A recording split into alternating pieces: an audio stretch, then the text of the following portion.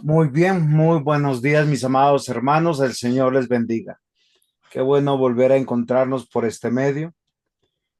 Nuestro deseo profundo es poder avanzar en ese proyecto que tenemos de capacitarnos para servir en el ministerio.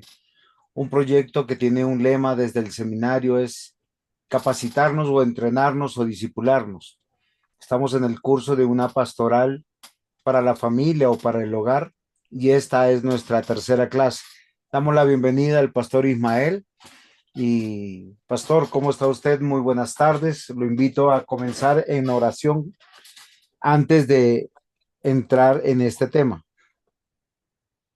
Ok, oramos por favor. Señor, gracias te damos por este hermoso día que nos das, por una oportunidad más de acercarnos a tu palabra, de revisar, analizar y procurar afianzarnos en principios y pautas y procesos que tú has definido para la vida y que hacen parte de tu plan, de tu propósito, que no nos deben sorprender, que no nos deben inquietar, sino simplemente mantener esperanza, gratitud y expectativa, sabiendo que tú tienes todo bajo tu control y que todas tus decisiones son sabias, fieles y seguras.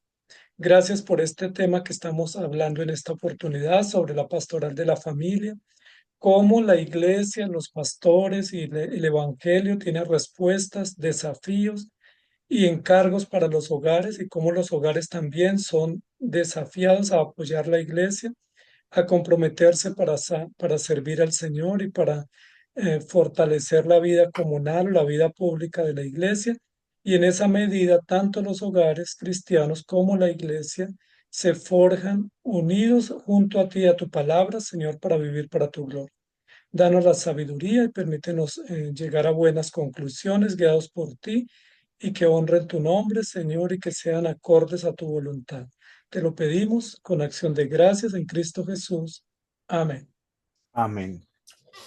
Pastor, bienvenido nuevamente y cómo enfrentar los desafíos desde una teología bíblica, desde una teología reformada. Porque usted sabe, pastor, que siempre encontramos los extremos de o culpamos todo al pecado, o culpamos a un mundo caído y tenemos unas expectativas del obrar de Dios, hasta en algunos casos podrían llamarse místicas, como que si estamos en Cristo no nos van a pasar cosas malas, no van a haber enfermedades, no van a haber quiebras económicas. Si nuestra conducta moralmente es totalmente esforzada por apegarse a la palabra de Dios, vamos a ir en el carro del triunfo, de la victoria.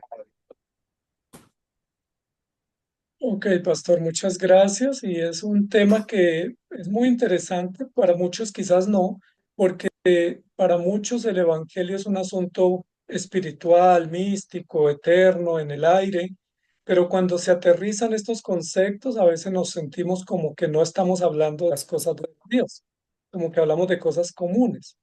Sin embargo, las cosas de Dios y el reino de Dios es común. ¿Sí? Tiene que ver con vida, con salud, con trabajo, con familia, con impuestos, con retos. Y eso hace que podamos tener una visión y comprensión adecuada de la vida y no escandalizarnos por ella. Tenemos la tendencia a ver o todo normal o todo pecaminoso. Y lo que queremos ver y hemos visto en este curso sobre la pastoral de la familia, pues es que Dios estableció el hogar, la familia, Dios estableció la iglesia también. Dios llama a familias para formar la iglesia y esas familias deben ser acompañadas integralmente en su fe. Dios estableció los principios para regular las relaciones tanto en el hogar como en la sociedad y en la iglesia. Y esos principios se deben proteger porque son el patrimonio de la iglesia, el patrimonio de la fe y patrimonio del reino. Y hoy, pastor, queremos hablar sobre cómo la vida del ser humano y las relaciones a nivel del hogar y a nivel de la iglesia sufren procesos comunes y procesos naturales a los cuales tenemos que estar pues preparados y aceptarlos y vivirlos con solicitud, sin mayor angustia, sino confiando y viendo la bondad del Señor en todo eso. Claro que sí, pastor, y sino que me preocupa en el sentido que vivimos tiempos no solamente donde toda la humanidad se ha volcado a la poca tolerancia, a la frustración, al dolor, a la adversidad, al esfuerzo. Y nosotros vemos que desde Génesis Dios nos puso dentro de un plan no solamente del desarrollo y la construcción de una sociedad, sino del esfuerzo, de la diligencia, de la responsabilidad. Y hoy por hoy vivimos en una época de ideologías y una de las ideologías más perjuiciosas que tenemos es la búsqueda del bienestar, del placer. Hay una consigna, no vinimos a sufrir y si nosotros llegamos a una conclusión que vamos a sufrir, pues la eutanasia es una salida, el suicidio es una salida o el evitar la vida. Muchas personas hoy han adoptado la decisión de no tener hijos, de no conformar familias por el tema de vivimos en un mundo terriblemente malo, las condiciones no son las mejores, miren cómo está en la capa de ozono, cómo está el cambio climático, dentro de poco no va a haber mundo y toda esa perspectiva fatalista pues se aleja de lo que nosotros conocemos de Dios, de nuestro Dios que tiene un plan no solamente pactual, redentivo, sino un programa para nuestra santificación, para el crecimiento de nuestra fe a lo largo de la vida. Exactamente, pastor. Y eso que usted está describiendo, pues hoy en día se conoce como un aspecto populista, como ese pánico, ese caos, ese final, esa catástrofe, ese cataclismo, donde no vale la pena nada, pero sí vale la pena vivir sin Dios. Sí que es una contradicción. No vale la pena tener hijos, no vale la pena vivir, no vale la pena la verdad, pero sí vale la pena mi lujuria, mi perversión y mis bienestares a mi antojo. Y me llama la atención, pastor, porque eso viene desde Génesis. Si hacemos un rastreo de Génesis 3, Dios le dice a Adán y Eva, el día que comieres moriréis, afirmando que había unas implicaciones, unos retos, unas situaciones o circunstancias que iban a afrontar. Y el mensaje de las serpientes, no moriréis. ¿Cuál agradó más? ¿Cuál fue más agradable? ¿Moriréis o no moriréis? ¿Cuál fue más agradable? ¿Coman o no coman? Sí, es interesante porque la vida del ser humano, no solo por las políticas contemporáneas, sino desde el Edén, es en búsqueda del bienestar, pero del bienestar por su propio medio o a su propia observancia, y no bajo el bienestar y prosperidad que da Dios mediante la obediencia y la fidelidad a su propósito. Entonces, de eso es lo que queremos hablar en este momento, en esta clase, mi querido pastor, cómo hay procesos, hay etapas, circunstancias que se tienen que surtir y que intentar evadirlas pues es traer más dolor y más miseria y alejarnos más del plan de Dios. Totalmente, pastor, de acuerdo y tal vez es el mismo cumplimiento de las escrituras. Vivimos tiempos peligrosos, vivimos tiempos donde la negligencia, la irresponsabilidad y la búsqueda de culpar a otros los estamos viviendo, pero más que nada por alejarnos del diseño de Dios, por alejarnos de los mismos desafíos que presenta la palabra de Dios para el desarrollo de nuestro carácter, porque lamentablemente hoy en día las personas carecen de carácter, carecen de lealtad, carecen de perseverancia, carecen de resiliencia, carecen de el esfuerzo propio que demanda la vida, porque cada vez que pasa un día de vida, todos nosotros estamos envejeciendo y cada vez nos cuestan más las cosas. Tal vez por eso vivimos ahora en el siglo XXI ese progresismo imperante donde se busca el estatismo como una paternidad, quitándonos del plan de Dios, que Dios debe gobernarnos en toda las áreas de nuestra vida y donde nosotros sabemos que Dios en su diseño y en la ejecución que Él hace del hogar, de la iglesia, de la sociedad, nos va a presentar desafíos que son parte de la vida mortal. Y como nosotros leemos en la diapositiva, es parte del plan por medios legítimos y comunes para que nosotros seamos forjados en el carácter. Y eso me parece un desafío que hoy en día no se ha abrazado a través del Evangelio y más bien los mensajes de las predicaciones o son moralistas o son optimistas o son místicos, pero no bíblicos.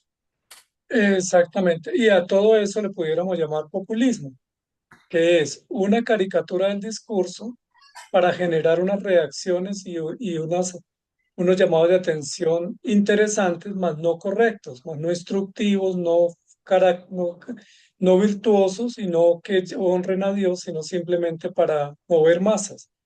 Es interesante todo eso, mi querido pastor, porque eh, Dios soberanamente diseñó todo su plan para su propia gloria y todo lo que Dios diseñó pues hace parte de su propósito y lo tenemos que vivir. Todavía encuentra uno personas, ¿sí? Por ejemplo, yo el martes me encontré unas personas diciéndome, pero es que Dios no creó al hombre para morir, Dios lo creó para vivir siempre en el Edén. Sí, entonces yo le decía, ¿y qué pasemos con el texto de Eclesiastés y el texto de Hebreos y todos los textos que hablan de que Dios tenía un diseño y que el diseño era la descendencia y el futuro y la nueva generación? Y todavía están las preguntas a nivel de cristianos diciendo, ¿y si Adán no hubiera pecado? ¿Y si el árbol no hubiera estado? ¿Y si, como intentando enredar la pita para decir, evitémonos la muerte, el dolor, la enfermedad, el trabajo, el esfuerzo, porque quisiéramos una vida sin dolor y sin esfuerzo y sin vivir, porque si no hay dolor ni esfuerzo, ni muerte, ni desafíos, no hay vida, porque la vida realmente es eso, ¿no? Pastor, ¿y por qué no hacemos un ejercicio para efectos de esta clase, solamente de pensar como piensan estas personas que he escuchado a muchos y a predicadores muy reconocidos? Si el hombre no hubiese pecado, no hubiese salido del huerto del Edén. Y a donde yo quiero que todos, o sea, usted, yo y los estudiantes, pensemos por un instante cómo sería el huerto del Edén. Claro, porque nosotros lo idealizamos, ¿no? Entonces decimos es un paraíso y cuando pensamos en un paraíso, lo vemos lleno de pastos verdes, árboles frutales, de ríos, de los animales caminando por aquí, por allá. ¿Y a dónde yo quiero llegar? Y me parece jocoso. ¿Por qué razón? Porque si a nosotros nos pusieran en un lugar como esos, al poco tiempo tendríamos que darnos cuenta que estamos desnudos, que estamos caminando descalzos, la fragilidad. Creo que Adán no venía con tenis incorporados. Él tendría que caminar en medio de la tierra, del pasto, de todas las cosas, y el cuerpo no ha evolucionado y nosotros no creemos en el cuerpo. A esto tenemos que mirar también la creación de los insectos que están dentro de estos paraísos ecológicos, pudiéramos llamar las selvas en Perú, en Brasil, en el Ecuador, en Colombia, en África, en tantos lugares, porque nosotros idealizamos y le quitamos como lo irreal. ¿Qué haríamos con Adán y con Eva en el huerto? Porque ellos fueron puestos para desarrollar y construir una sociedad. Entonces, eh, creo que es un absurdo pensar de esa manera y pensar que si no hubiese pecado, entonces, ¿cómo hubiese sido sus embarazos? ¿Cómo hubiese sido el embarazo de 9 meses? ¿Cómo hubiese sido el amamantar? Luego, ¿cómo sería la primera menstruación, la segunda menstruación? Porque nosotros pensamos en que sí, no hay muerte, pero ese no hay muerte es un misticismo que se le quiere dar porque vemos nosotros como seres humanos, vemos que la muerte es mala. Sin embargo, toda la escritura nos dice no solamente que la muerte es buena, sino que es necesaria porque se acaba el periodo de la mortalidad para estar realmente en el reino de Dios por la eternidad.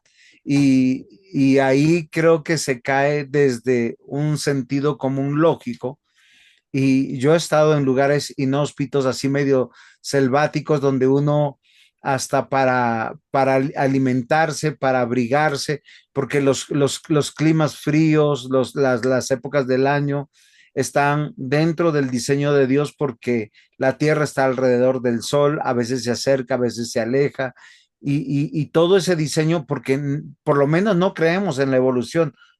¿Qué opina, pastor?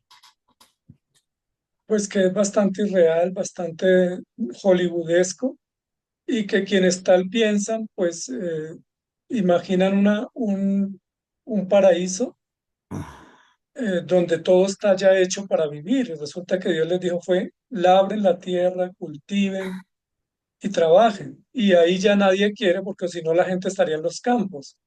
Pero nadie quiere estar en los campos porque todo el mundo quiere estar en la gran ciudad donde toda la vida es más aparentemente más cómoda y con más bienestar.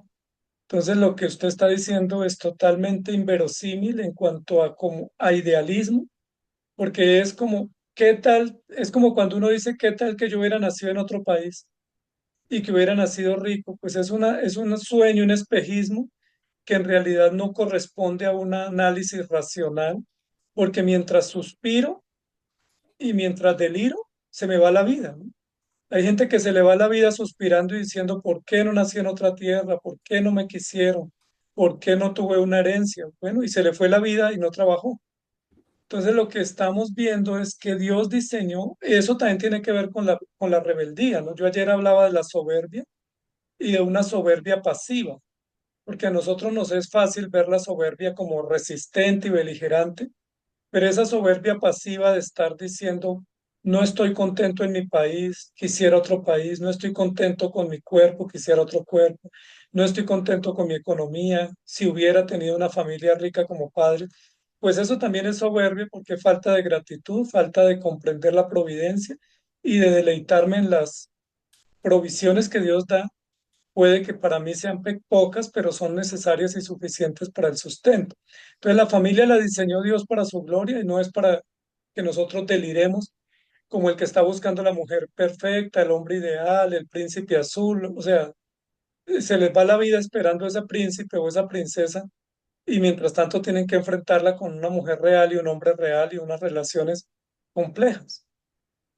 Totalmente, pastor, de acuerdo. Y el eslogan que tenemos para este curso es la iglesia, mi hogar, la iglesia, porque lo particular es que nosotros fuimos añadidos a un hogar por Dios. La Biblia también dice que nosotros fuimos añadidos a una iglesia por Dios, y no es para tener las relaciones a nuestra manera, sino tener las relaciones apropiadas para nuestra edificación, para que nosotros pudiéramos considerar realmente que a través de las relaciones, tanto en el hogar o en la iglesia, nosotros podamos construir todo aquello que va a afirmar nuestros valores, nuestros afectos, nuestras actitudes, nuestro modo de ser, que eso se resume a carácter. Y lo que hoy carece mucho esta generación es de carácter. La gran mayoría está a flor de piel con sus emociones. La gran mayoría, aún personas que yo digo, no tienen control de ellas, porque después de muchos años, por cualquier cosita, un sacudón, y lo que vemos es su falta de dominio propio, y más bien que tienen aparentemente demonio propio. Y el programa de Dios es: todo lo que me sucede es para bien, tanto en el hogar, la iglesia. Entonces, las pastorales deberían ser construidas con base al plan de Dios, al programa de Dios, frente a los roles que Dios nos ha dado, seamos varones o mujeres, en el sentido de cómo Dios nos creó, frente al mismo plan de Dios donde Dios nos puso. Porque a veces nosotros, como usted dice, añoramos modelos diferentes, y nuestra crítica fundamental está dada en algo que no debe darse porque es una idealización de la vida. ¿Qué opina, pastor? Estamos de acuerdo, pastor, estamos de acuerdo. Y se da mucho, por ejemplo, pretender estar en un paraíso siempre. Mire lo interesante, pastor, cómo es del hombre de contradictorio. Porque si él tiene la oportunidad de trabajar, producir, generar pues sociedad y construir y tener logros, entonces dice que es muy duro ese trabajo y que quisiera que todo esté hecho. Pero si todo está hecho, entonces dice que si él es un robot y que es una máquina que no tiene nada que hacer. O sea, por A y por B siempre va a reclamar y va a molestar. Y lo otro es interesante porque, por ejemplo, nosotros como padres, cuando recibimos nuestros hijos, pues nadie sueña con que su hijo lo reciba y nunca crezca.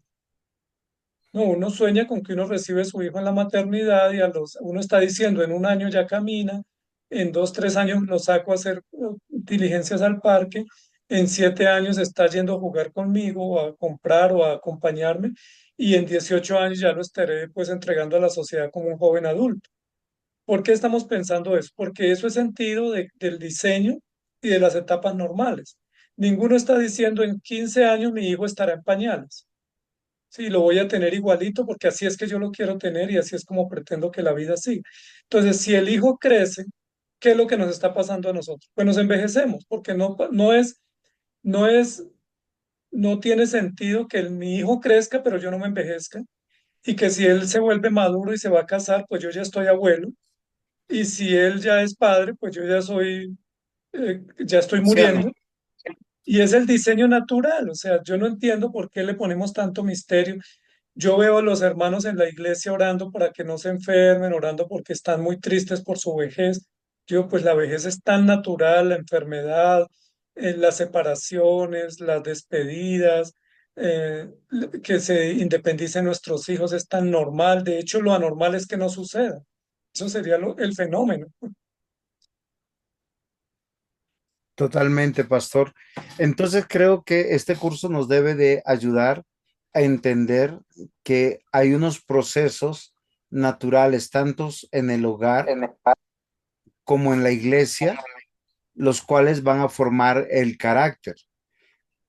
En esos procesos que se viven, que se experimentan, pues se pone a prueba las relaciones, se pone a prueba también lo que nosotros somos, porque realmente nosotros a largo plazo es lo que nosotros podemos decir realmente quiénes somos y cómo nos comportamos.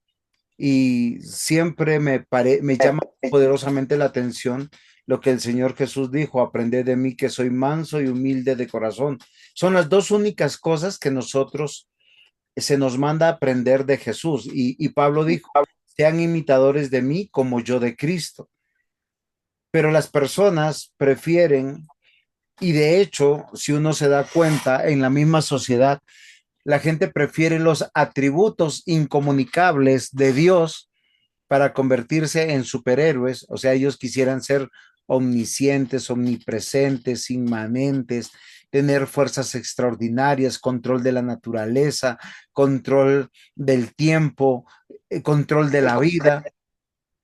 Y nadie quiere hacer o mejorar lo que está dentro del plan de Dios, que son los atributos comunicables que Dios le dio al hombre para perfeccionarlos y mejorarlos. Me refiero a amar a la manera de Cristo, la justicia, la moralidad, la honradez, la lealtad. Y eso llama poderosamente la atención, porque en los procesos naturales, como lo que usted hablaba del crecimiento del hogar, pues lo que se va perfeccionando realmente son esos atributos comunicables que se le dio al ser humano para ser ser humano y representante de Dios aquí en la tierra y poder llegar con humildad y con mansedumbre a la obediencia a nuestro Dios. Y eso nos debería llamar la atención, porque ahí sí tendríamos hogares mucho mejores, iglesias con relaciones sanas. Pero cuando nuestros hogares son puestos a prueba, cuando nuestras iglesias son puestas a prueba, a veces lo que sale es lo peor de nosotros. y los Exactamente, anhelos y los deseos, pero fíjense que las pastorales que hoy en día están forjadas desde la teología, desde la Biblia, es para 5 días de ayuno para, o 30 días de ayuno, o 40 días de ayuno. Yo he escuchado, bueno, he escuchado que algunos esperan 60 días de ayuno para lograr el éxito empresarial, para lograr la sanación y el apartarnos de la muerte, nosotros o un familiar, o cosas que tienen que ver con cosas que no podemos controlar y que son parte de la vida. Y eso me entristece mucho, porque el Evangelio en sí mismo, todas las enseñanzas que tenemos es usted y yo y todo aquel que confiese a Cristo, nuestro propósito o nuestro programa de vida o nuestro plan de vida es Cristo y su reino, su gloria, su honra, y nos desmarcamos y creemos en ese Dios que es el Dios de Einstein, que es el Dios de Spinoza, ¿no? Yo creo en Dios a mi manera. exactamente, pastor. Y esa idealización o ese delirio de no vivir los procesos y las etapas comunes nos llenan de soberbia y de ansiedad y nos apartan de Dios, porque el plan de Dios es que confiemos en Él en la debilidad y en la fragilidad y en la soledad, porque es justo allí donde Dios está mostrando su infinita bondad y providencia. Mire, pastor, por ejemplo, esto que estamos hablando, la Biblia lo recrea desde Génesis, situaciones de relaciones complejas en los hogares, situaciones económicas complejas, tanto en los hogares como en la sociedad, situaciones del trabajo, de los hijos, de la enfermedad, de la vejez, de los cambios, la muerte, las despedidas, desafíos socioculturales y económicos, situaciones ambientales y nacionales específicas que son el pan de cada día y que no podemos evitarlas, ¿no? Que no podemos decir, bueno, yo he escuchado personas que dicen "Es que aquí es una zona sísmica, me voy para otra zona, pero donde se van hay tornados.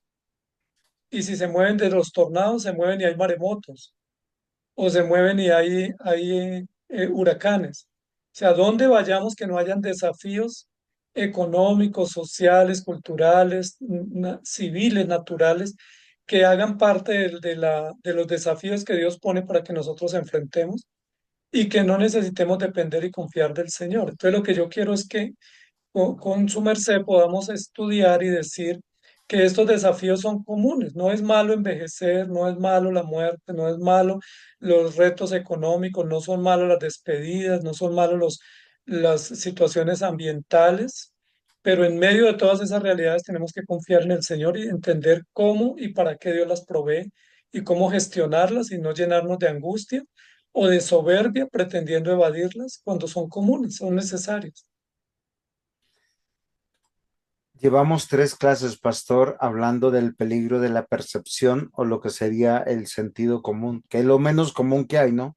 Porque su sentido común y el mío posiblemente para ciertas cosas va a diferir, pero con relación a las percepciones, con relación en la 2 clase, la profanación del diseño de Dios, de lo que Dios demanda de nosotros frente al propósito de la crianza de los hijos, del matrimonio, de la misma soltería, si fuera en plan.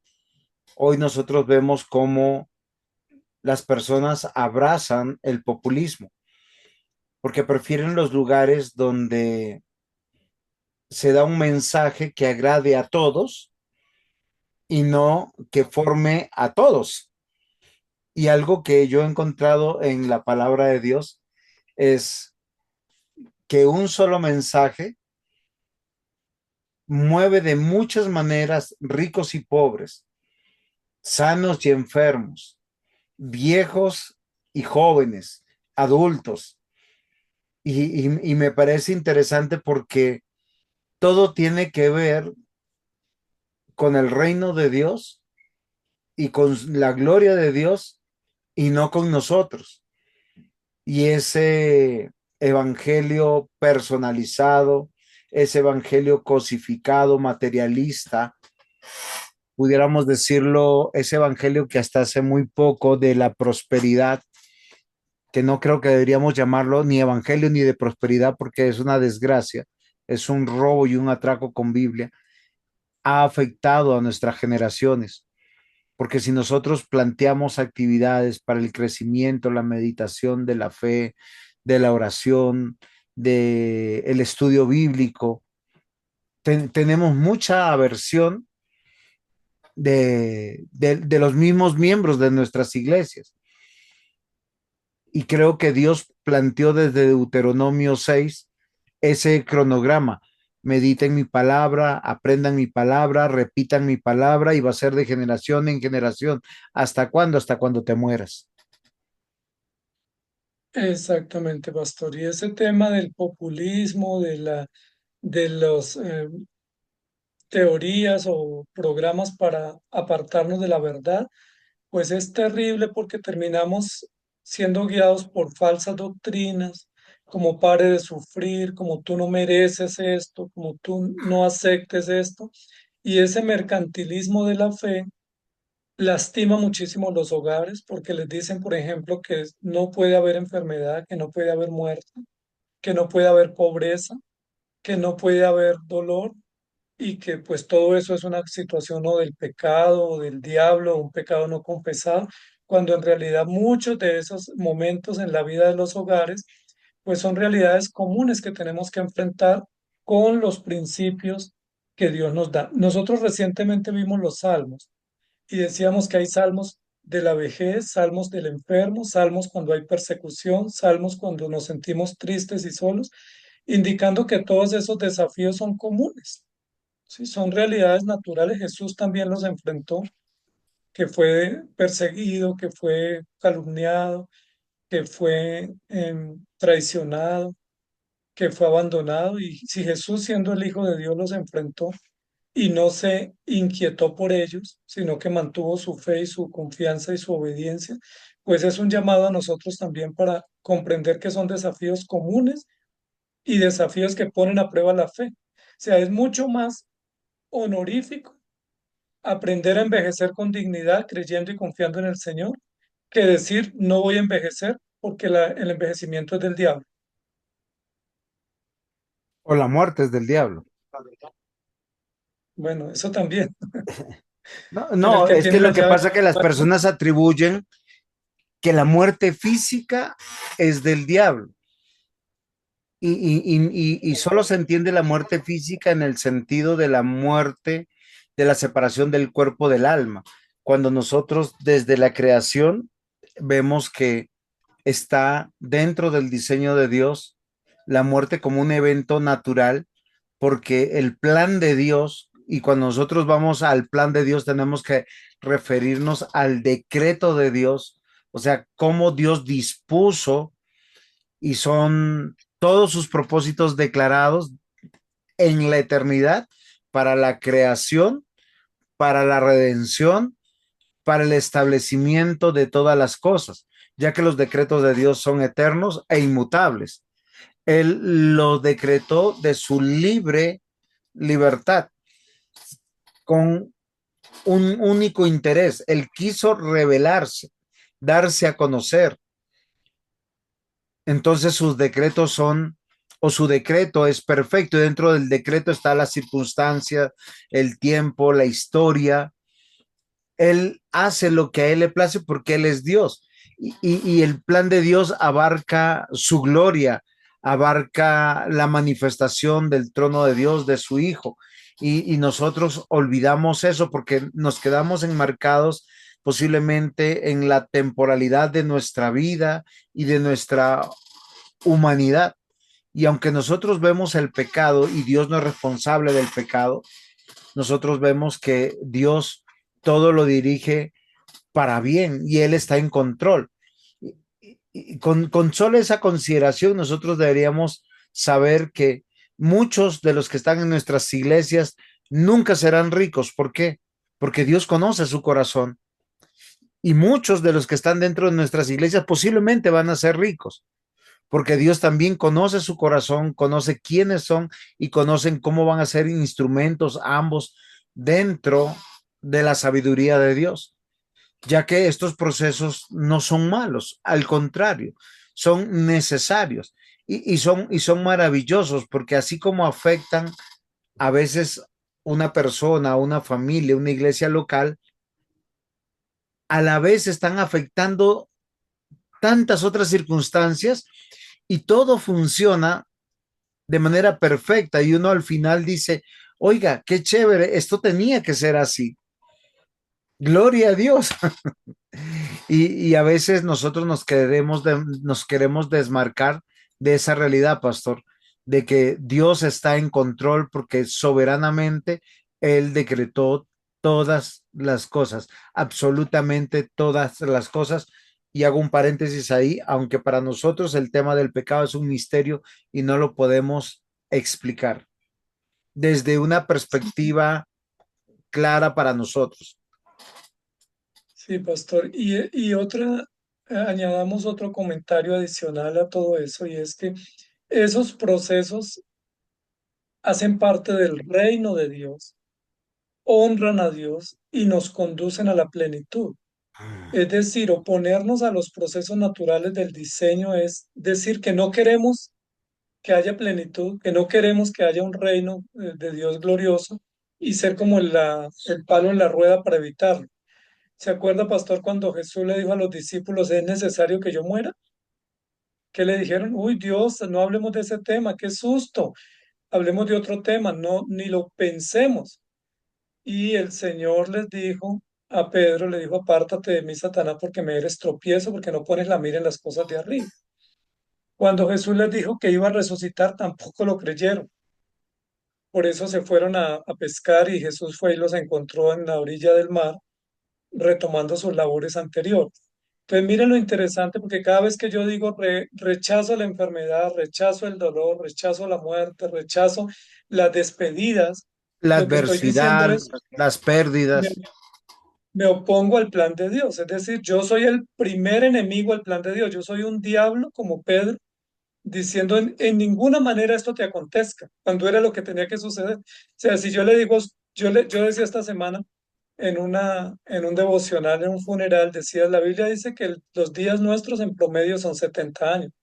Yo tengo 53, ¿cuánto me falta? Yo tengo que hacer las cuentas. Si llegara al promedio me quedan 17 años. Yo no tengo 100 años para vivir acá.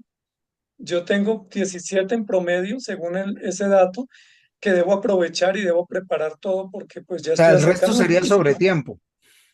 exacto, pero la gente dice, uy, no, tenaz, no piense eso, usted va a llegar a más viejito.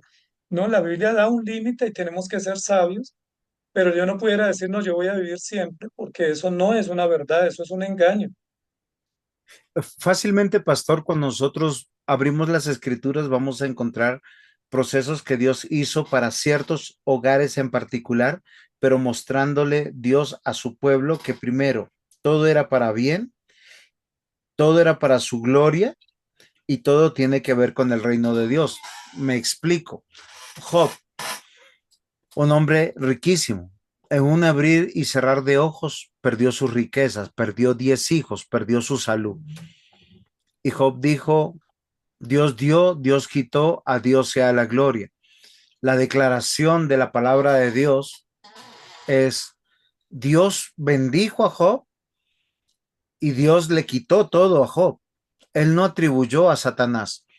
Cuando Ruth regresó a Belén, ella se fue como una mujer huyendo de la adversidad, posiblemente huyendo de los procesos de Dios, y se va para Moab, en medio, me imagino, del escándalo que debería ser, porque uno no espera de los moabitas nada bueno por ser un pueblo que odiaba al pueblo de Israel primeramente, segundo por su origen tan escandaloso de este pueblo, pero lo interesante es que Ruth cuando ella regresa, dice que ya no más le llamen feliz, sino más bien como amargada o infeliz, dice, porque el Todopoderoso me ha afligido.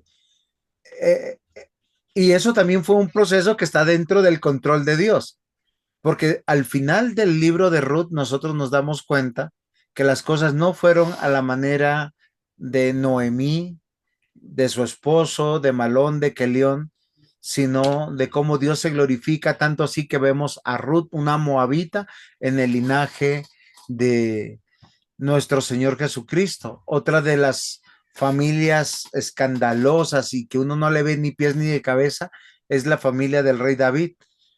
Pero nosotros, ¿cómo encontramos cómo Dios usa aún en medio del pecado, de las situaciones adversas, de las manifestaciones de lo que nosotros llamaríamos errores o procesos fallidos? Pues que Dios tiene un proceso perfecto, desafíos que son comunes hoy en día a todos nosotros, que nosotros no queremos, pero que nosotros los tenemos que ver para que nosotros seamos santificados, o lo que nosotros pudiéramos decir, porque a veces nosotros hablamos de la santificación como una posición jerárquica dentro de la iglesia espiritual, pero el santificado Es dentro de Dios es un cristiano maduro, un cristiano responsable, resiliente, un cristiano que abraza a Dios y pone a su Señor en medio de todas las circunstancias. Y ahí es donde nosotros tenemos que ver la pastoral de Dios y aceptar que a veces lo que me está pasando no es tanto una prueba, sino es parte de la vida donde Dios lo que me está haciendo es formándome a mí, formando a otros al lado mío y que todo es para su gloria. exactamente, pastor. Y mire que a veces nos volvemos jueces generalmente de otros en sus procesos, ¿no? Y yo quería traer a mención, aprovechando la clase, que en esos procesos pues se ponen desafíos y los desafíos son situaciones de retos donde toca reaccionar ante una eventualidad y toca reaccionar como uno a veces ni siquiera esperado. Todos hemos dicho, si me van a atracar, yo reacciono de esta forma y el día que me atracan no me doy cuenta, no estoy preparado y reacciono de la manera que nunca pensé. En la Biblia vemos, por ejemplo, casos. Ayer alguien me preguntaba sobre cómo se veía la mentira de Rahab. Sí, la mentira de Rahab, yo le dije, se ve igual como se ve la mentira de Job, de Jacob, o la mentira de Abraham, de Isaac y de Mical, porque bajo situaciones de presión ellos reaccionaron de esa forma. Y obviamente no es justificable la mentira, pero era una situación de presión. Abraham estaba en un territorio extranjero, temía por su esposa y dijo, es mi hermana. Rahab está recibiendo unos espías extranjeros, teme que la maten y dice, ellos ya se fueron y no estuvieron acá o ya se fueron. Entonces uno hila muy fino diciendo, pero eso es pecado y eso es malo. Entonces yo le decía al hermano que me hablaba ayer, le decía, claro que es malo. La mentira es mala y es pecado. Yo le dije, ¿y tú nunca has quedado de pagar una plata hoy y no la pagas? ¿Y tú nunca has dicho, llego a las 5 y no llegas? ¿Y tú nunca has dicho, yo lo hago y no lo haces? ¿Y eso cómo se llama? Y eso es mentira y eso no es bajo presión. Eso es premeditado. Porque yo no llamo a decir, perdóneme porque no cumplí el compromiso, yo te mentí. Perdóneme porque no cumplí mi deuda de pago el día indicado y yo te mentí. Simplemente yo digo, ay, disculpe, no pude.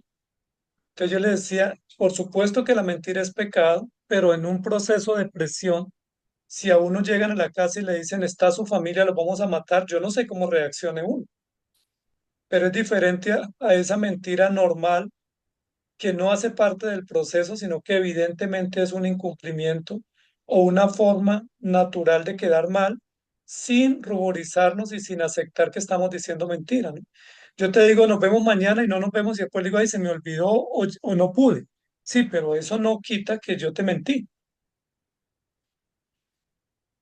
Totalmente de acuerdo, pastor. Lo que tenemos que ver es que en el proceso de la santificación, en el proceso de la pastoral del hogar, estamos siendo despojados del viejo hombre para ser conformados en el nuevo hombre. Y es una lucha que nos va a llevar toda la vida, porque cuando pensamos que ya estamos bien en un área, salen otras tres que no habíamos visto o las habíamos visto y nos hicimos los locos. Pero Dios que en su infinita bondad nos permite considerar, Él no se va a hacer el loco, todo lo contrario, Él nos va a formar en la fe para que nosotros podamos realmente comprender la razón de nuestra vida. Y creo que es aquí donde nosotros tenemos que ver que siempre en las enseñanzas de las escrituras hay un propósito, hay un fin. El fin del populismo, yo creo que es el control y la manipulación de los seres humanos, porque hay una jerarquización, ya sea en la iglesia o en el Estado o en el hogar, que todos dependamos de ese alguien. Lo que Dios nos llama completamente es a la madurez de la fe, lo que nos indica es ser responsables, ¿sí? Ser responsables para que nosotros podamos realizar un culto racional. En Romanos 12 lo hemos citado muchas veces, yo lo cito muchas veces, cuando dice, presenten vuestros cuerpos en sacrificio vivo, santo y agradable a Dios. Eso es su culto racional, o sea, mi obediencia, mi diligencia, mi responsabilidad, aún mi esfuerzo, porque hoy en día por una gripa no voy a la iglesia porque no tengo para el pasaje y a veces uno dice, ¿y cuánto te queda distancia de tu casa a la iglesia? 1 hora caminando, ahora ya nadie camina 1 hora, pastor. Antes en los pueblos se caminaba muchísimo y por otros motivos, no necesariamente eclesiológicos, pero hoy en Ese- día vivimos una generación de cristal que no se puede tocar. sí, usted estaba tocando el tema de la santificación y evidentemente los procesos tienen como un fin integral la santificación. ¿Qué es la santificación? Pues para nosotros la santificación es apariencia. Eso es para nosotros la santificación. Entonces, ¿cómo estás? Bien porque estoy ayunando, bien porque hice el curso de santificación, bien porque hice la semana de consagración. O sea, para nosotros la santificación es apariencia. ¿Cómo están tus hijos? Excelente. ¿Cómo está tu hogar? Bendecido. ¿Cómo está tu fe? Triunfando y para vencer. Y uno dice, genial, toda esa puesta en escena, pero no es lo que Dios hace en la santificación. Nosotros cubrimos, ponemos la cortina y tapamos, ponemos el tapete y escondemos, pero lo que hace el Señor en la santificación es sacudir, destapar y abrirnos brechas para mostrar lo que hay debajo y que salga a la superficie. Y obviamente eso no nos gusta. Miren, por ejemplo, lo que pasó con Saúl, con David, con Jeremías mismo. Lo que hace el Señor es exponer y uno dice, Dios, ¿cómo expone a sus hijos? Y los expone porque Él está sacudiéndolos. Eso es lo que hace con Noemí, por ejemplo.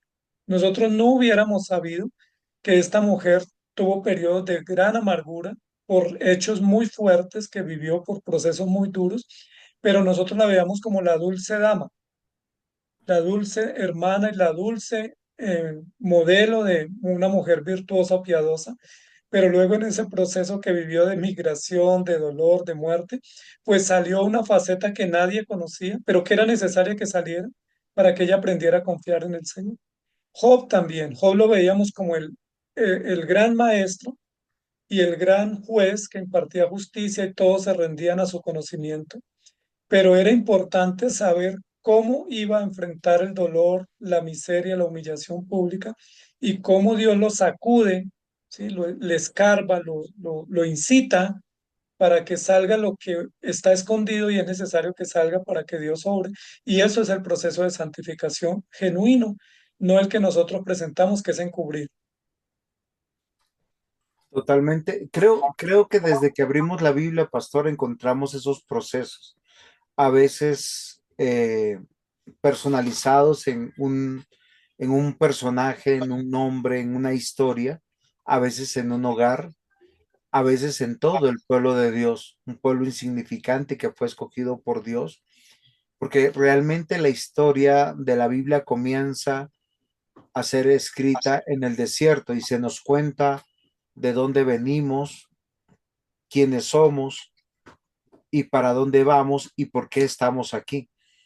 El pueblo de Dios en Deuteronomio 4, si no me equivoco, Dios le dice, recuerden que yo los saqué de Egipto con un propósito.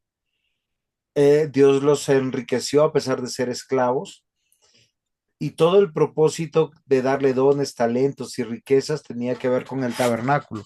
Dios quería estar en comunión con su pueblo. Dios es omnipresente. Teológicamente uno dice, Dios está en todas partes, pero Él les dice cuando construyen el templo, perdón, el tabernáculo, yo quiero tener comunión con ustedes y que ustedes se relacionen conmigo. Y de esa manera va a ser mi relación. Luego el templo nos hace lo mismo.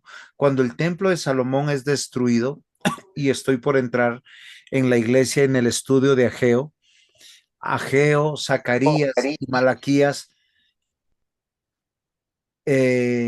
son tres libros que van de la mano y, y es confrontador porque el pueblo es, o sea, Dios les dice, van a regresar a construir, muchos en Babilonia habían hecho vida, les había ido muy bien, y Dios no se mira y les cambia las circunstancias, les afecta las circunstancias, los pone en un proceso, ese proceso que nosotros es una dependencia de Dios, de amar a Dios, amar los planes de Dios, y les dice, devuélvanse.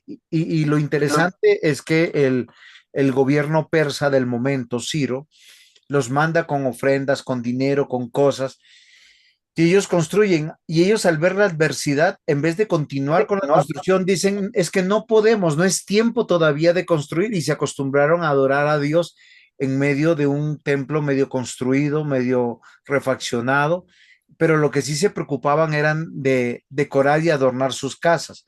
Y las denuncias de los profetas Ageo, Zacarías y Malaquías es, oigan, no roben a Dios, no hagan esas cosas porque no es el plan de Dios. El plan de Dios es prosperarlos, pero porque Él quiere tener una relación con ustedes. Y esa relación que viene con ustedes tiene que ver con que ustedes sean formados en un carácter dependiente de Dios. Y lo curioso es que en medio de toda esta historia hay personas casadas, solteras, jóvenes, adultas, viejos eh, hay también rumores de guerra, rupturas, distancias, traiciones, todas las situaciones que vienen y Dios dice, lo único que prevalece acá no es solucionar sus circunstancias para ninguno de ellos, sino es construyanme el templo, porque yo quiero tener una relación con ustedes.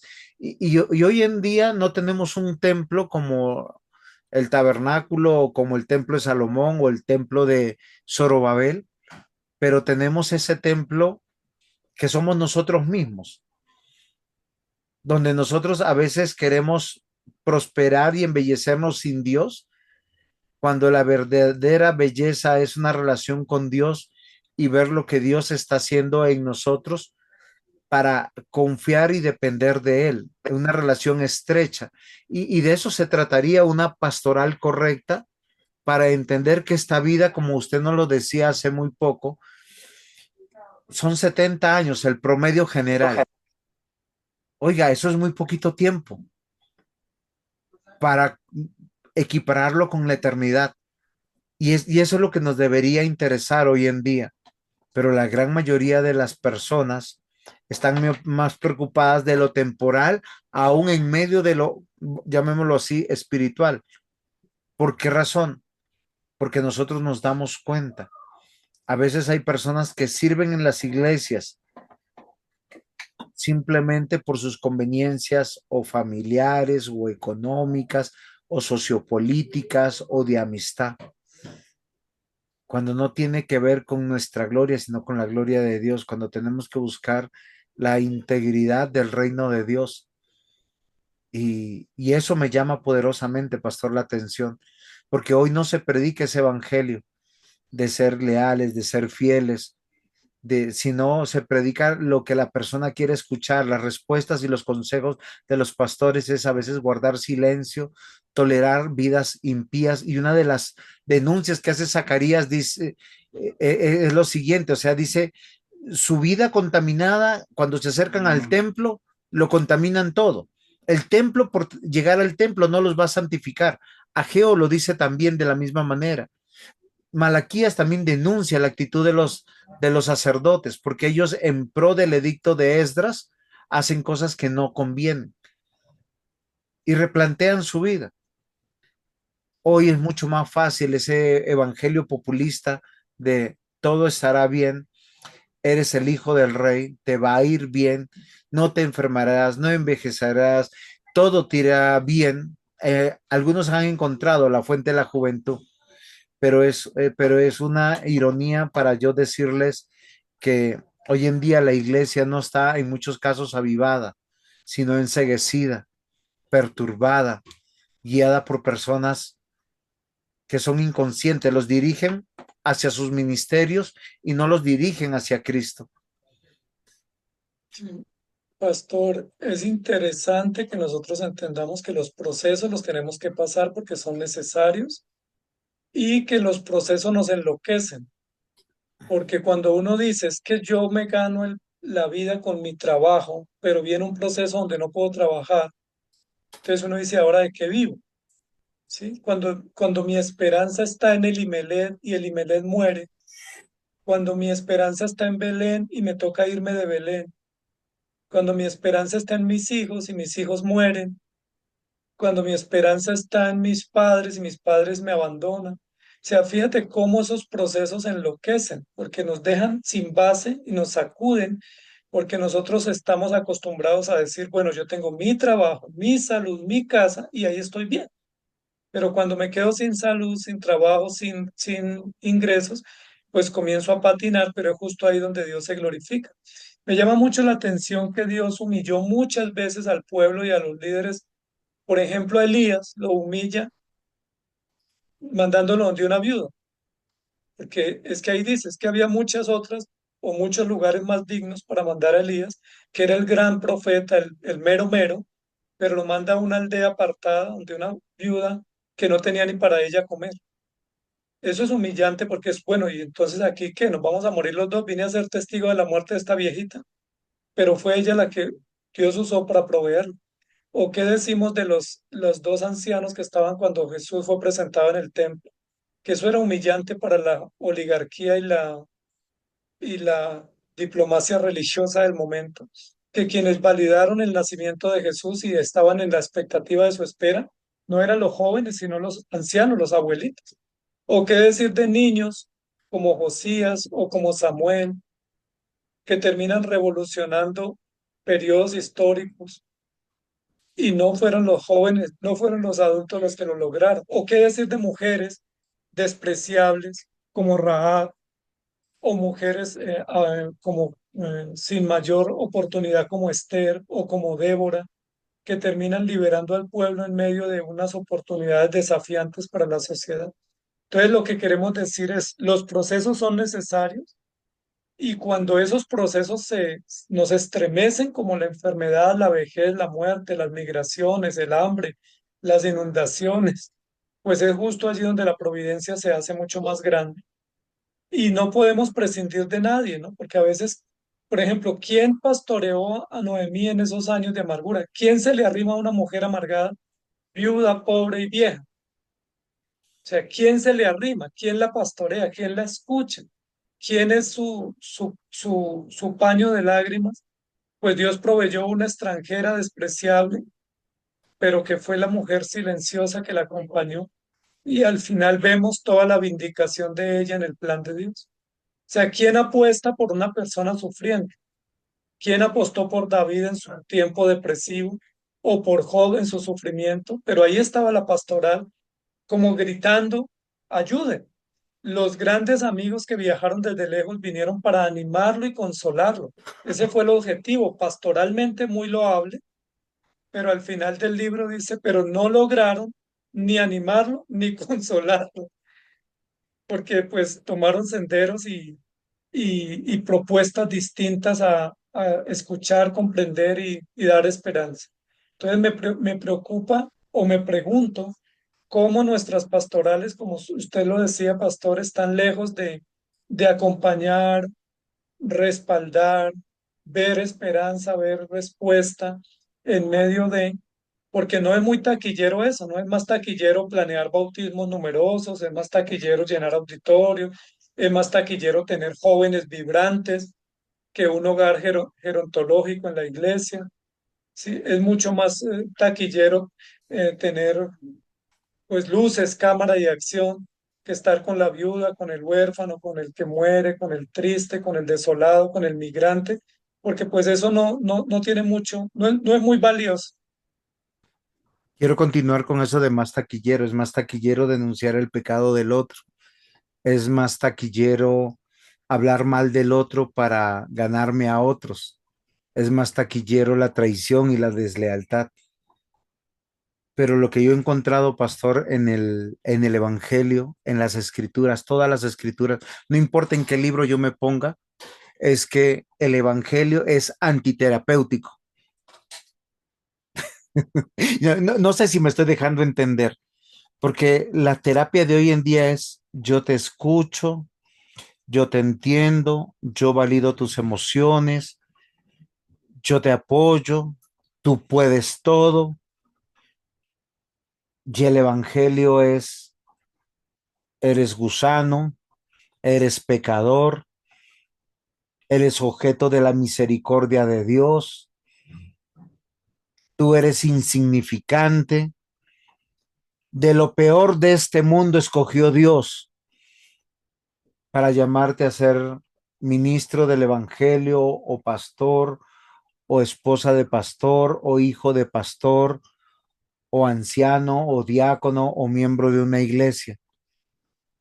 Porque lo terapéutico es el populismo que es engañoso, evasivo, y el Evangelio es antiterapia y más bien lo que es formativo, nos lleva al reconocimiento, nos lleva a la confesión, nos lleva al arrepentimiento, nos convence de pecado, nos permite entender que lo valioso de esta vida no es cuántos años se viven y cómo se viven, sino que lo valioso de esta vida es que conocimos a Cristo y le podemos servir, ser instrumentos en sus manos.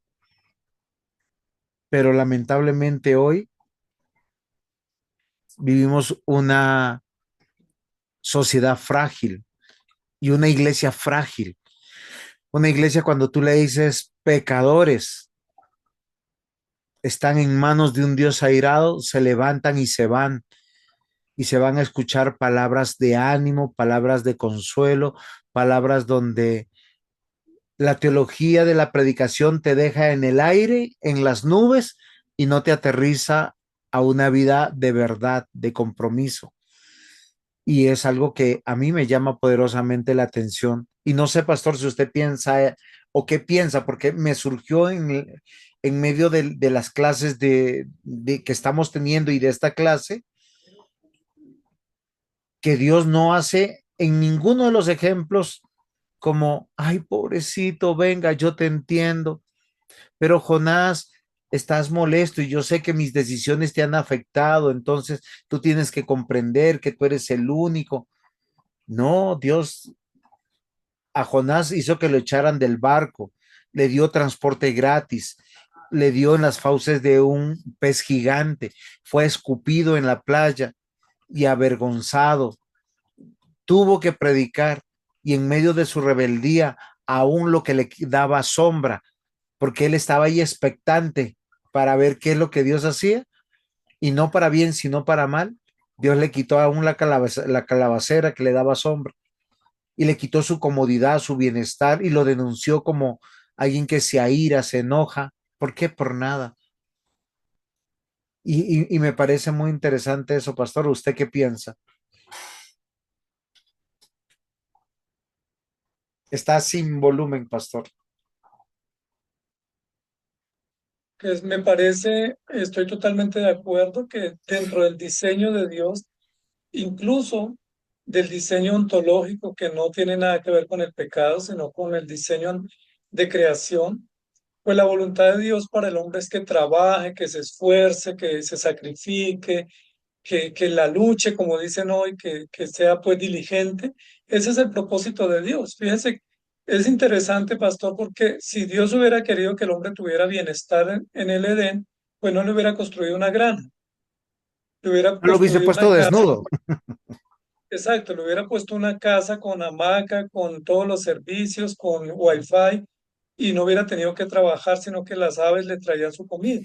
Si ese era el plan, pues le hubiera dado una casa, un palacio, una fortaleza, y todo estuviera resuelto, pero lo puso en una granja para que labrara. O sea, ¿cuál es la lección ahí?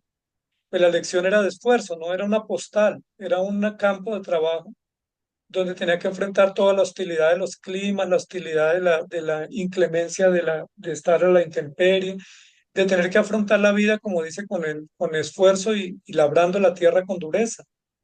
Entonces, y todo eso forja carácter, todo eso da más ilusión, más propósito. Pero hoy en día cada vez estamos como si fuéramos cuadriplégicos emocionales, ya ni siquiera es con muletas, es que estamos es en camilla como el paralítico. Sí, porque en muleta por lo menos uno se mueve contoneándose, pero es que ya estamos es paralíticos, que necesitamos quien nos cargue para llevarnos a la iglesia, quien nos saque, porque ve uno cosas, pastor, como es que no me saludaron, yo no vuelvo a la iglesia, es que siento que no me quieren, es que siento que no soy importante. Uno dice, pero un mero sentimiento, ni siquiera veraz, sino perceptivo, es razón para no volver a la iglesia o para que mi fe mengue. ¿Qué tal donde hubiera una persecución, mi querido pastor? ¿Qué tal donde hubiera cárcel para los que lean la Biblia y carguen la Biblia como pasa en unos países? ¿Qué tal donde hubiera, solo por mencionar a Jesús, nos metieran presos o nos torturaran?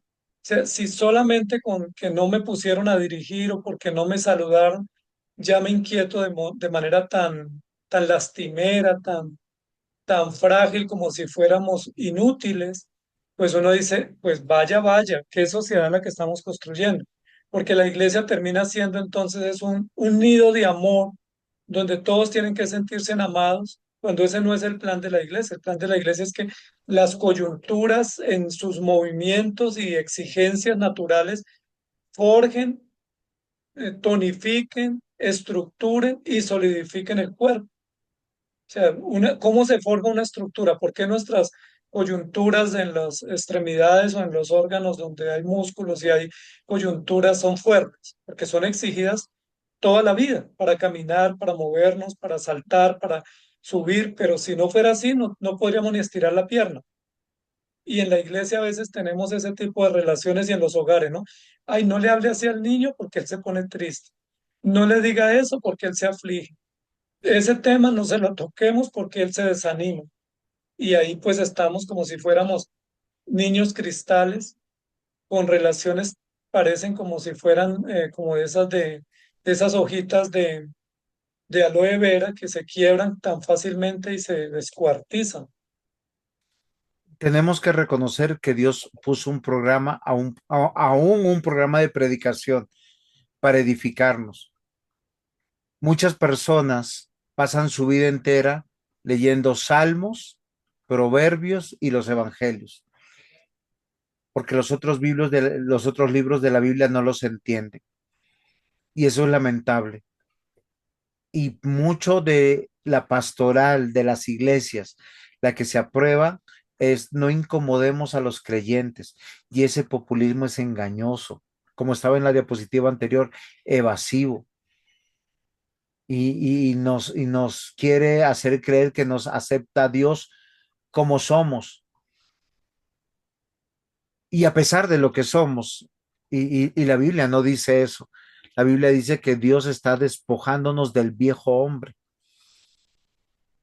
La pastoral bíblica para la familia no es populista y hay que reconocer los procesos que Dios está haciendo en cada uno de los miembros del hogar, de la iglesia, para ver si nosotros somos fieles a Dios o fieles a nuestras percepciones, o fieles a Dios o fieles a nuestros ídolos profanos que tenemos, o somos fieles al programa de Dios o a los programas que nosotros hacemos populistas, porque hoy en día no hay un padre que pueda echar a un hijo porque, ay, pobrecito el niño, ¿y de qué va a vivir? Oiga, tiene 25, 30 años, no puede asistir a la iglesia, pero quiere que le pagues la comida, el wifi, la vestida, y lo que él trabaja es para sus propias perversiones, pero no apoya en la casa. Ay, pero es que pastor es mi hijo. Ya el Señor lo traerá cuando el Señor haga la obra, pero el niño vino a la iglesia a veces toda una vida. Hay un programa, pastor, y yo creo que hay que reconocerlo, y es predicar el evangelio, donde anuncia el perdón de todos los pecados a los que aceptan a Cristo y denuncia al pecador, al que blasfema, al que no quiere, al que se convierte en enemigo de Dios. Y a veces nosotros tenemos esa población flotante y yo le tengo miedo a esos cristianos que vienen de otras iglesias porque terminan haciendo mucho daño. Porque luego, Sí, por los mismos motivos que dejaron una iglesia, vienen acá y se están y están, a no ser que Dios realmente por su palabra los haya convencido. Es que Dios nos ha dado herramientas muy valiosas para poder nosotros crecer en la fe. Hay un programa de Dios donde Dios quiere que todos procedamos al arrepentimiento, que estemos con un corazón contritos, dolidos de haber ofendido a Dios y que busquemos adorarle, vivir para Él, vivir para agradarle, comprobar que si lo que nosotros estamos haciendo le agrada a Él y no a nuestras propias mentes, corazones y deseos. Y a mí, pastor, eso me llama poderosamente la atención. Y yo creo que nuestros estudiantes, aquellos que son pastores, maestros, educadores, deben desafiarse y leer el texto con los lentes del carácter de Dios, del pacto eterno de redención, del plan de Dios, del programa de Dios, de lo que Él quiere para nosotros. Y no simplemente con esa teología optimista y mística de que oremos, ayunemos, así estemos robando en el trabajo, así seamos los peores empleados, los peores cónyuges, los peores miembros de la iglesia, los peores hijos. Es un gran desafío, pastor, y creo que nosotros lo tenemos que considerar. Una pastoral debe llevar a conocer a Dios realmente y su palabra, cuál es su voluntad y saber que en nosotros hay mucho que cambiar porque estamos en una condición que siempre nuestro corazón tiende al pecado, tiende a la maldad, aún en pas- medio de cosas que llamamos que son buenas. sí, pastor. Lamentablemente, hay varios criterios en la iglesia, ¿no? Uno, que es muy común, es pensar que todos los que están en la iglesia son angelitos. Pues son santos que están como 20 Son, metros pastor, arriba de uno. ángeles de luz, pero algunos están disfrazados. Está el mismo diablo Entonces, allá. esa es una idea populista, ¿no? Entonces, como tú estás en la iglesia, entonces eres un siervo, eres el ungido, eres la princesa, eres el príncipe, eres la reina, el rey, eres, mejor dicho, parece un desfile ahí de dignatarios y no es lo que la Biblia dice, ¿no?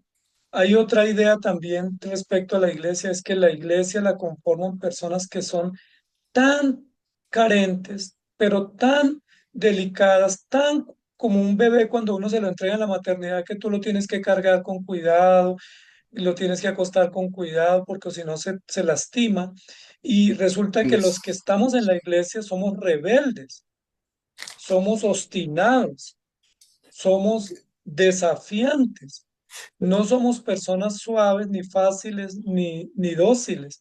No nos tienen que tratar como si fuéramos unos bebecitos que nos cuidan, que nos dan, sino nos tienen que tratar con dureza. Dice la Biblia que las palabras del predicador son como dardos, como clavos, que son palabras desafiantes y exponentes. Pero hoy en día no se puede. Si imagínese solo decir que el hogar es construido por hombre y mujer, ya eso es una ofensa. Si decir que los hijos tienen que honrar a los padres ya es una ofensa. Si decir que las mujeres deben sujetarse al esposo ya es una ofensa machista, patriarcal, andrógena. O sea, uno dice Anacrónica. terrible.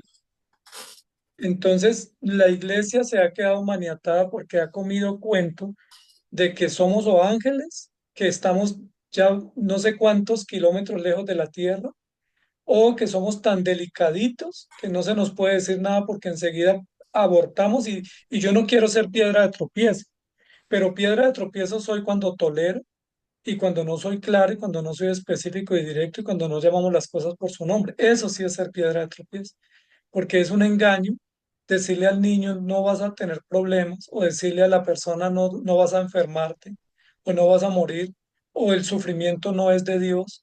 Eso sí es engaño y eso sí es ser piedra de tropiezo. Pablo decía, ¿quién enferma y yo no enfermo?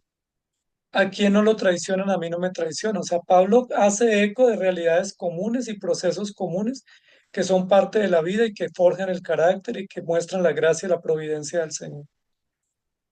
Hay algo, pastor, que yo quiero meditar con usted y con los estudiantes, por lo menos se lo digo a mi hijo. Yo le digo, pa, si yo no te disciplino, si yo no te pongo límites, si yo no te corrijo, tú me dices que tú eres un hijo de Dios. Y ese mismo Padre que está en el cielo es mi Padre y es tu Padre. Y si yo no hago el trabajo de Padre, pues Dios me va a corregir a mí y también te va a corregir a ti y te va a disciplinar a ti, me va a disciplinar a mí.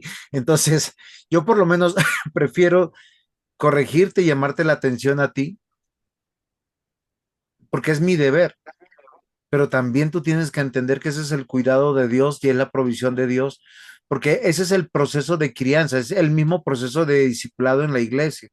Hoy en día tenemos una población flotante grande que están de iglesia en iglesia buscando al pastor que le acomode, en la liturgia que le acomode, la doctrina que le acomode, porque estamos fuera de los procesos de Dios, olvidando, o sea, muchos quisieran hasta cambiarse de apellido y de nacionalidad, ¿sí? Pastor, pastor, ¿me perdona si le digo que ese eufemismo que usamos es para dar para ofrecer una falacia, porque sería mejor decir que hay una cantidad de fariseos buscando una iglesia perfecta y no una población flotante, porque no son Ok, cristianos, no es una población flotante, es simplemente lujuriosos de la religión y lujuriosos de la doctrina y fariseos empedernidos, buscando el pastor que se acomode, la iglesia donde haya amor y donde puedan hacer lo que ellos quieran, pero cuando llegan a una iglesia donde hay oportunidades de servir o edificarse no les agrada porque ellos quieren es con la música adecuada, con centros de entretenimiento y pues un creyente verdadero, aún debajo de un árbol, se congrega, o incluso a la orilla de una barca se congrega, o en una ladera de una montaña se congrega, porque no busca aire acondicionado, ni sillas cómodas, ni parqueaderos, ni letreros electrónicos. Lo único que busca es ser palabra. útil y honrar al Señor a través de la predicación, que escucha o que recibe. Amén, pastor. Dios nos ayude. Ya estamos llegando al final de nuestra clase y tenemos que encontrar que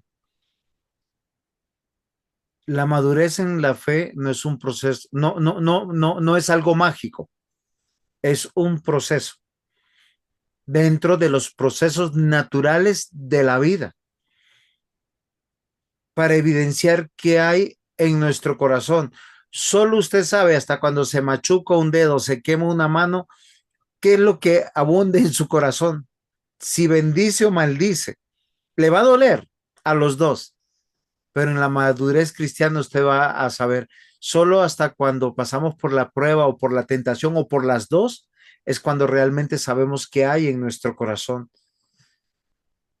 Y en medio de todas las cosas estamos siendo perfeccionados, porque el hecho de que nosotros fallemos o caigamos en medio de esos procesos, lo único que nosotros nos damos cuenta de nuestra fragilidad y que debemos crecer y solo vamos a crecer dependiendo de la obra del Espíritu Santo en nuestra vida, a través de la palabra que hemos escuchado, que hemos meditado, que hemos leído, de la que hemos aprendido, hasta que el Señor Jesucristo venga y cada uno de los creyentes están dentro de este plan, porque si no, vamos a estar, como usted dijo, en ese eufemismo. Hace rato no escuchaba esa palabra, o falacia, y a veces tenemos que algunos dentro de la iglesia no llamarlos hermanos, sino fariseos.